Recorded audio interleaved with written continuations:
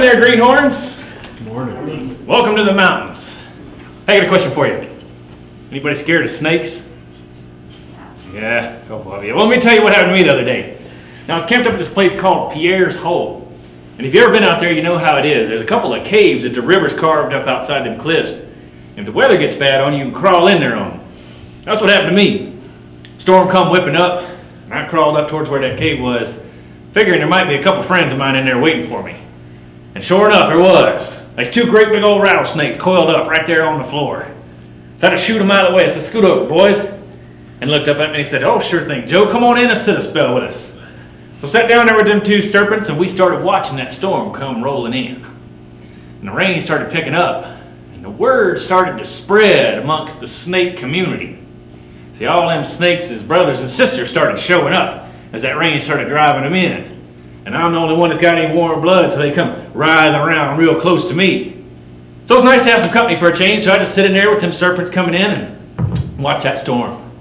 The lightning starts to pop out there, starting to hiss, and thunder's cracking outside, and the word travels further. Now all them snakes' cousins start showing up, and they get in there on me. It don't take very long before I'm knee deep in rattlesnakes. When I'm looking down at them, I just kind of lean back up against that back wall, you know. Like I say, it's getting a little crowded for me, but yeah, you know, better to have some friends anyway.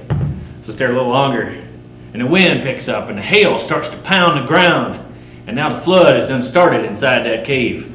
Snakes from all over is pouring in there with me. All them snakes is distant relatives, second and third cousins, twice removed, aunts and uncles. Here they come, and I find myself waist deep in them, waist deep in rattlesnakes. Now I'm sitting there looking down at all them serpents writhing around me, and they're getting real friendly with me. I look out at the storm, or look down at the snakes, kind of says to them, "You know, boys, I think we've exceeded our capacity for this little cave, and I reckon y'all gonna have to let me on out into the storm." And they talked amongst themselves for a minute, and then they looked up at me. They said, "Well, tell you what, Joe, if you ever need a spot to come back and get warm, you just come right on here. We'll be here waiting for you." And they started shaking their tails all at once, and rattles started going, and then they parted the ways, and out into that storm I went. So welcome to the mountains. Now, you greenhorns, most of you know who I am, but if you don't know me, my name is Joseph Lafayette Meek, but you can call me Joe. And I first come out here 1810, and I've been trapping out here for good, 10, 12 years now, I even forget. And I love it. You see, I first come out, I must confess, first come out here, that first year I thrown in with this bunch. My brother come out a couple years before me. I grew up in Southern Virginia and wanted to live a life a little wilder than what the woods of Virginia could offer. So my brother come out here and he started fur trapping, and I just wanted to go. So 2 years later I come out with him, and I threw in with this bunch called the Rocky Mountain Fur Company. And these boys was tough. They didn't have no fort to live behind. They lived out on the wild, on their own. And that's who I wanted to be with. So I cast my lot with them. And it was led by a fellow named Captain William Sublett. Oh, Captain Sublett, he knew his way around. Well, we went to rendezvous that year in the spring and headed off. We started trapping up along the Teton Mountains. Now that first year, like I says, well, they was trapping. I was a camp hand. And that's what most of you greenhorns start out your career being, is a camp hand. And all you got to do is you got to make sure the traps is ready and clean, and them boys' rifles are ready to go for the next day's hunt. And I was sitting around camp. Of course, we camp our lodges in a circle. You know, protection that way is nice to have it. Got a big fire in the middle we all meet up at. And I remember this day like it's yesterday too, because the hunters was just starting to come in from the day's trapping, and I got me a beaver tail. And I got it skewered over an open fire, and I sit beaver tail sitting there sizzling and popping. I could tell by your silence that many of you ain't never had no beaver tail before. Let me tell you what a beaver tail tastes like. So imagine what a beaver tail looks like. You can picture it? That's what it tastes like. Well, that fat's just a dripping and popping off of there, and my stomach just a growling. And I hear a sound. And it was a sound, if you ever do hear it once, most of you'd never live to hear it a second time. It was a war cry. You see, up there around them Teton Mountains is home to the Blackfoot. And these boys, they'll shoot you on sight. And if you're French, they'll trade with you. But if you're American, they got no allies with you. And so they attacked us. They come riding in there on us. And them real swift ponies and shooting them trade guns into our lodges, firing arrows into things. Now, I was 19 years old, skinny as a rail post, don't know nothing about nothing.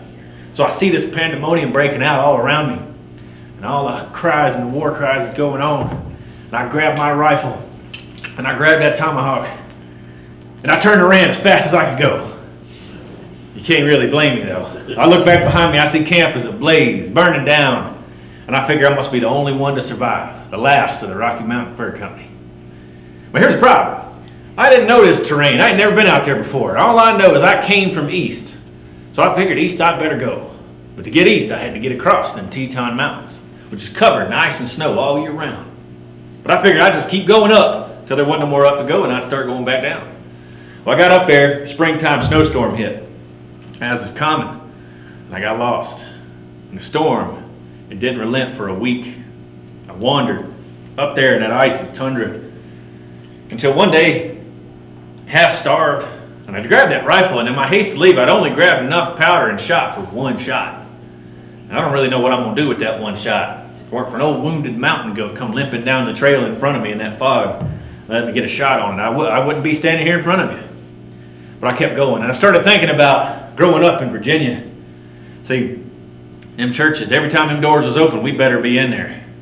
Now my stepmother, she made sure all us Meek boys, we'd sit there. Now we was bad, we'd sit on the back row right where y'all sitting. We'd sit right back there, we'd be drawing and coloring, not paying attention. That preacher would be up there thumping that Bible, telling us what happened to you if you die out here. Say, if you're good, you'll cross over the river and you'll walk through fields of green. And he'd look right at me and he'd say, if you like them Meek boys sitting on the back row coloring, you'll end up in the lakes of burning fire. Scared me half to death. Dropped my pencil too. Well, I started thinking about that. After a week of it, now about half starved, the clouds began to part, and I found myself walking through a green field, sure enough. And for the first time in a week, the ground was warm to the touch. No more ice, no more snow. It was beautiful, low hills all around me. I didn't really know where to go, so I just kept on walking, crossed through a copse of trees and off a little ridge and down into another valley. And this valley here didn't have no green grass growing in it. It was barren. It was opened up. And I started walking out into it, half dazed. And the ground, it was nice and warm where I'd come from. It's downright hot to the touch now. And there's places where the ground is opening up. And steam is shooting out, sounding like a whistle. And I smell it, brimstone everywhere. Sure enough, I see them too. Lakes boiled over with fire and brimstone. It's a real place. And I started thinking about what them preachers had told me all them years ago. And I figured I might just had ended up where they said it was. But you know what I'd go back and tell them preachers today? Them lakes of burning fire are a sight better than the top of them Teton Mountains, so I'd take them any day. But I know I'll make it through there. And I tell people that story today, and people say, oh, Joe, there ain't no such a place. But there is. And if you ever find yourself trapping up along the Yellowstone River, follow it up towards its headwaters, and you'll see right where I'm talking about. They call it Coulter's Hell. Now, I get through there, and I don't know what to do, so I keep on going. But it'll take about another day, and I see a camp not too far off in the distance. I see their lodges and see the smoke coming out of them. So I ease up towards them. Figure maybe somebody can help me out. Maybe they're Cheyenne or Arapaho or Sioux, somebody that's, might strike a deal with them. Maybe they're Crow. That's a hard bargain to strike with them. Or maybe they're the Blackfoot Boys again, and they'll do me in. But either way, I got to get some relief. So I ease up towards them real quiet like, and I hear them speaking English. And that was a fine sound to hear out in the wilds. I get a little bit closer and I make out my best friend, Doc Newell, and he's talking to old Jim Bridger. And I get so excited that I just run up in the middle of the camp. And they think a ghost has done run up on them because old Joe Meek's been dead for over a week. But I made it. Old Captain Sublett come up to me that day. He says, boy, you got more sand than I thought you did. Tell you what, maybe that luck will hold out for you, and I'll make you a trapper. You can make a little bit of money out of this game too. And that's what I've been doing ever since, trapping. And old Captain Sublett, he gave me that piece of advice, and I'll give you too, Greenhorns, every single one of you.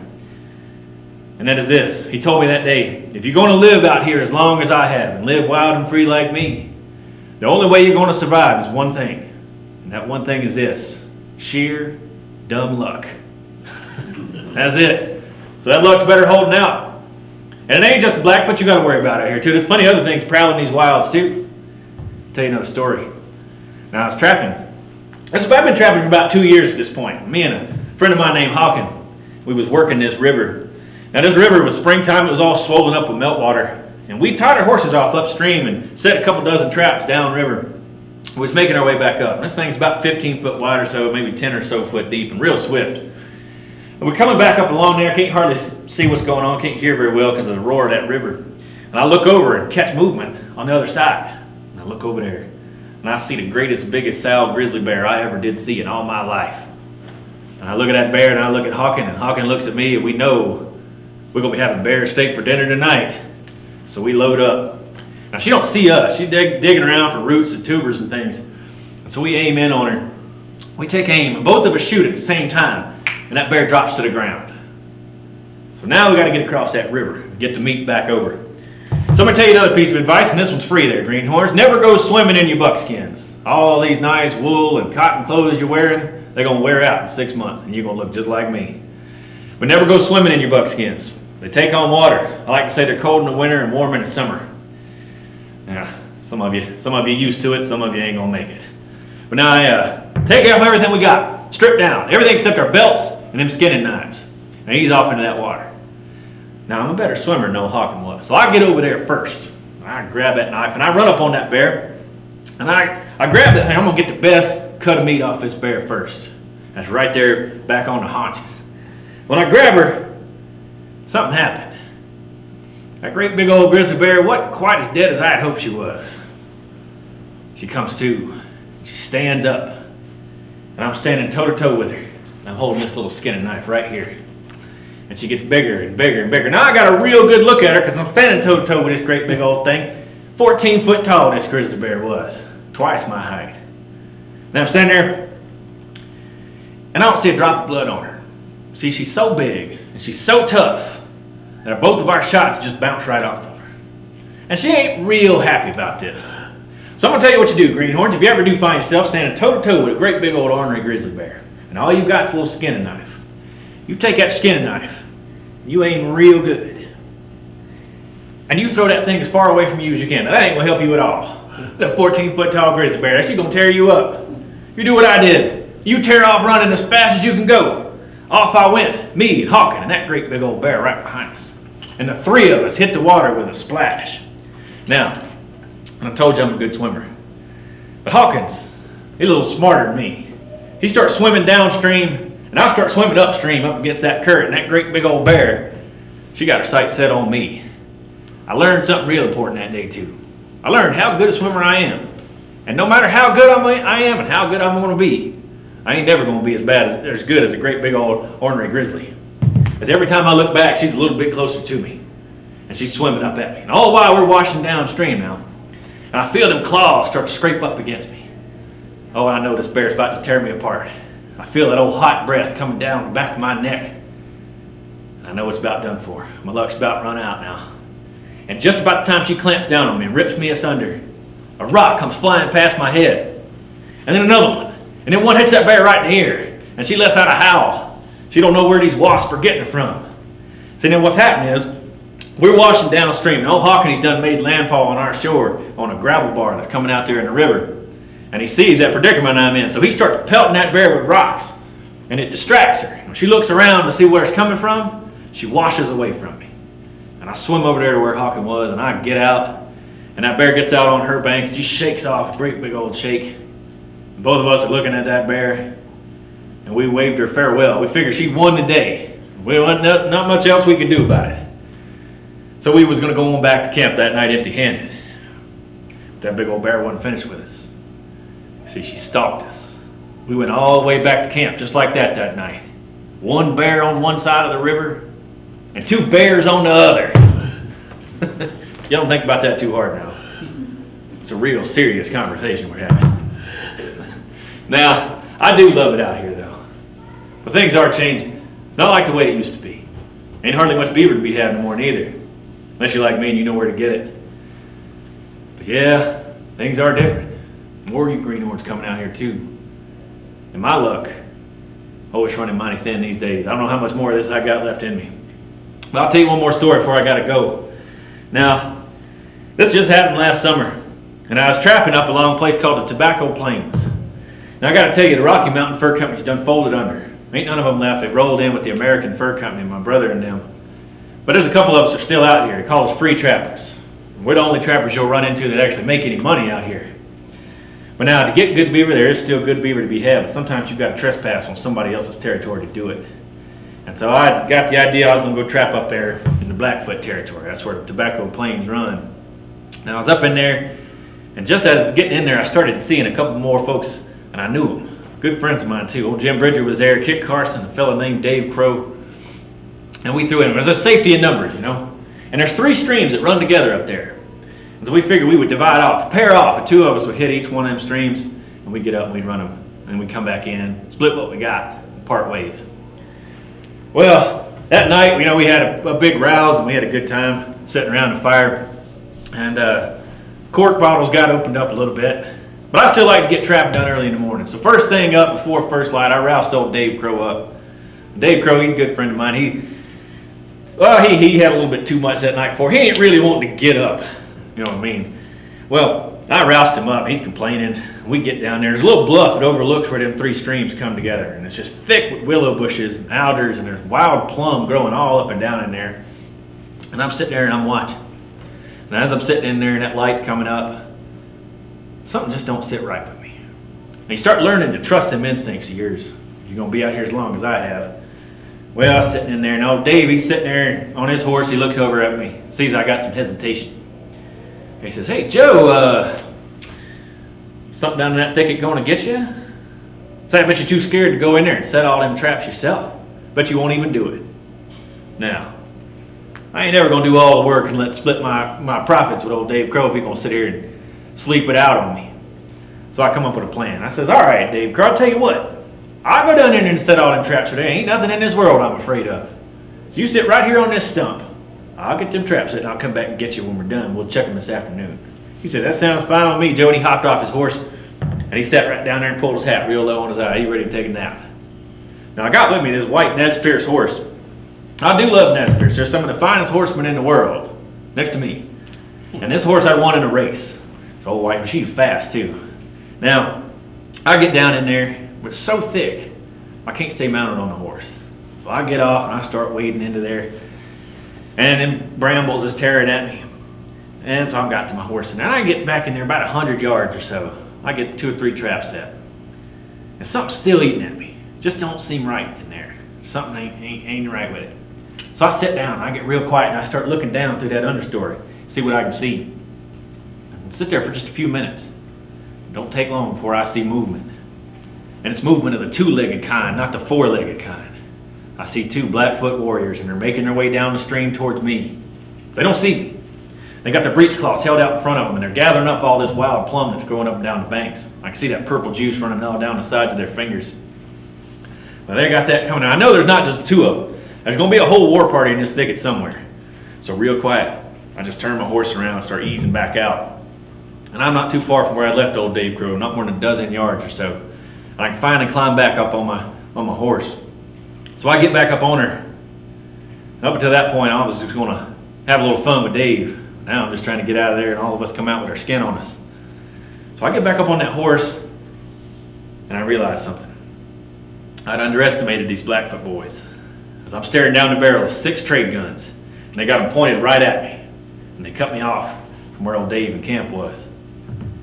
As soon as I notice them, I know these Blackfoot boys and they know me. They open up with a volley and they start shooting. And they're so close to me, the waddings of these guns has hit me in the face and hit me in the chest. And that old white horse of mine, she took 2 shots right to the withers in that first round of volley. And now more of these boys start coming in there behind me. And if it weren't so thick, they'd have tore me full of holes. But them brambles was blocking them balls from hitting me. I still ended up today with about 11 holes through them buckskins though. Right through my hat, a couple of them. Now, I fire off my rifle and I fired off my pistol. And that old horse of mine, she's thrashing about in there. Can't nobody get near us.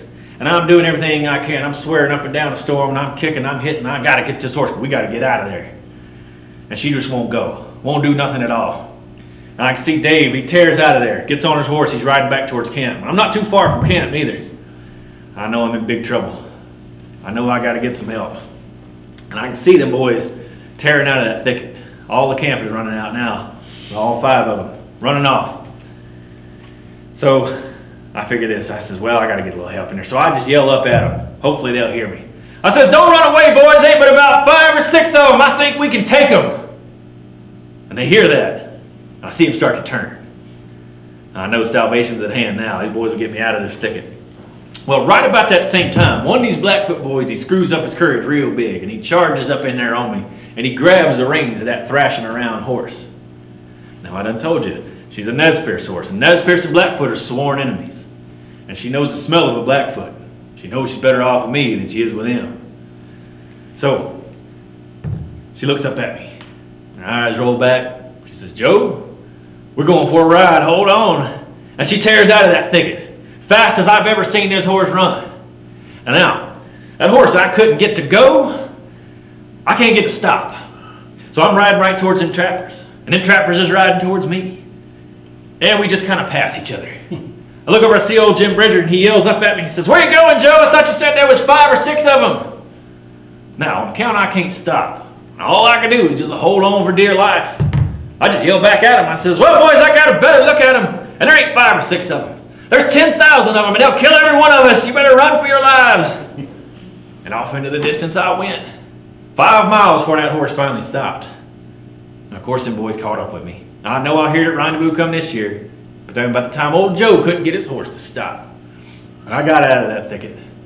Just enough luck to keep me going on for another year. Oh, and that old horse of mine. A lot of people want to know. Well, Joe, what happened to that horse? She was a good horse. Fast as the wind ever was. And by golly, she was delicious too. Now some of you don't like that. Won't eat perfectly good horse meat. Scared of snakes. I don't know what's going to happen to us all, greenhorns. You're getting softer and softer on me every year I see you come out. But I don't know. I don't know what happened to us. Maybe one day I'll hang this up.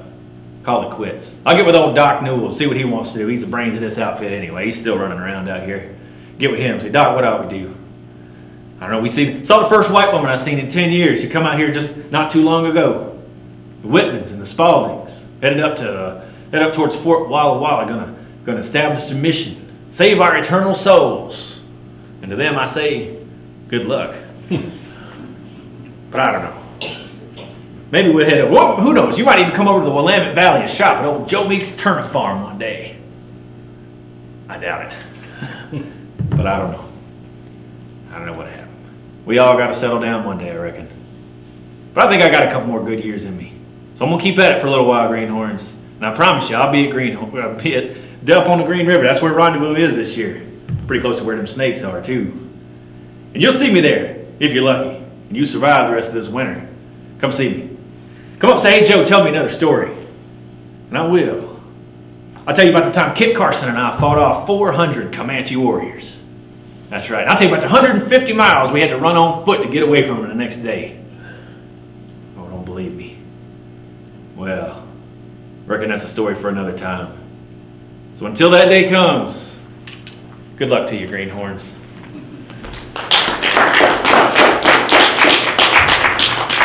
Okay.